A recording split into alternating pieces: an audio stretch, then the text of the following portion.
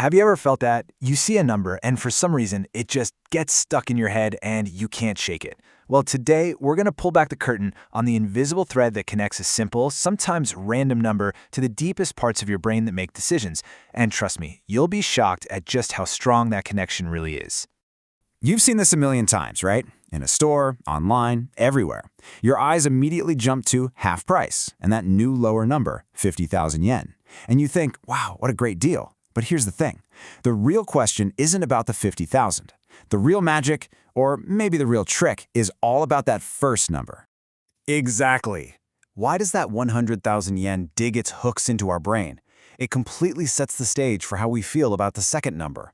It's almost like our judgment gets secretly tied to it, and suddenly we're completely unable to think about the price without that original number lurking in the background.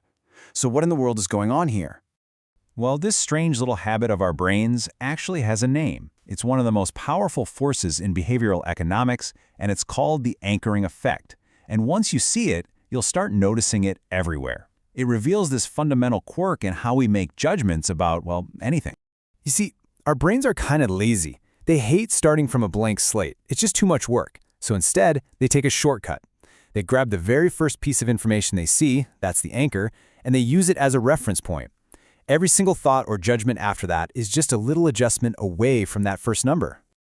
And to see just how powerful and, frankly, how illogical this can get, we've got to talk about this brilliant experiment by the psychologist Daniel Kahneman. All it took was a roulette wheel and a question that had absolutely nothing to do with it. This is where it gets really weird. Okay, so check this out. The researchers spun a roulette wheel, but it was secretly rigged to only land on two numbers, 10 or 65. After the wheel stopped, they asked people a totally unrelated question. What percentage of nations in the are from Africa? The group that saw the number 10, their average guess was around 25%. But the group that saw the number 65, their average guess skyrocketed to 45%. Just stop and think about that for a second. A completely random, meaningless number from a casino game dramatically changed people's answers to a serious trivia question. Their brains just latched onto that anchor and they couldn't adjust far enough away from it to make a totally independent guess. It's a little bit spooky, right?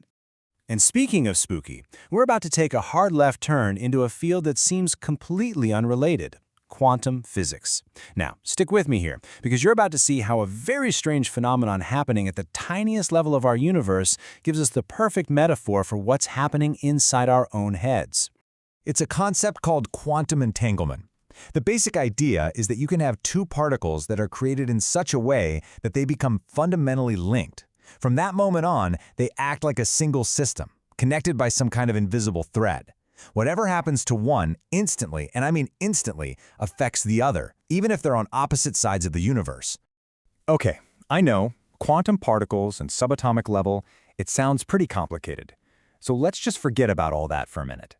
Instead, let's imagine something much, much simpler. Two magic coins that are entangled with each other.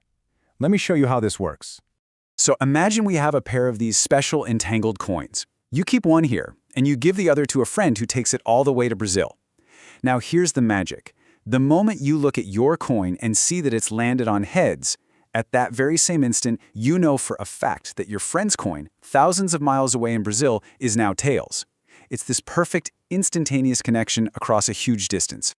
This whole idea was so bizarre, so completely against everything we think we know about the universe, that it really bothered Albert Einstein.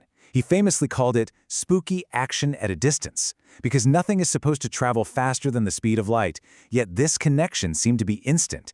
And yet, one experiment after another has proven it's absolutely real. So, we've got this spooky effect in our brains with numbers, and this spooky effect in the world of quantum physics. Now, it's time to bring them together. This right here, this is the aha moment, where that invisible thread connecting these two worlds finally becomes visible. And this is the million-dollar question, isn't it?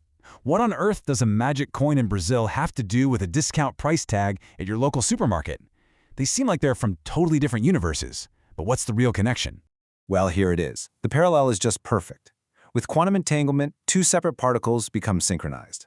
With the anchoring effect, a number and your personal judgment become synchronized. The moment you observe that first price, your brain is no longer acting independently. It's become linked to that number. This is the absolute heart of it. That anchor number and your sense of what something is worth become entangled. They stop being two separate things and start acting like one single system. Your judgment is now tied to that first piece of information by an invisible but incredibly powerful informational thread.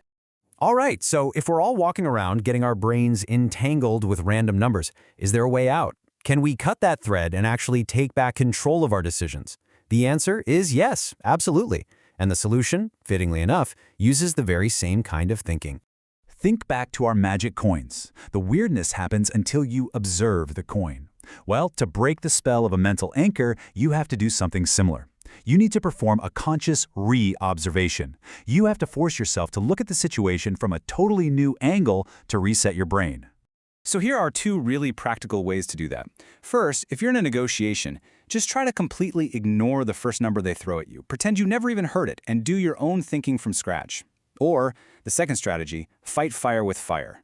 You throw out your own anchor, maybe a really low one or a really high one, to pull the whole conversation back in your direction.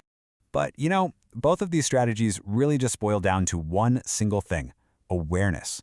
The biggest step to breaking free is just realizing that your judgment might have gotten tangled up with an arbitrary starting point. Recognizing that invisible thread is the first, most crucial step to cutting it. So the next time you're looking at a price tag, or you're negotiating a salary, or you're even just forming an opinion about something, I want you to just pause for a second and ask yourself, what was the first number I saw? And is this decision I'm about to make truly my own? Or is it just tied to an invisible anchor?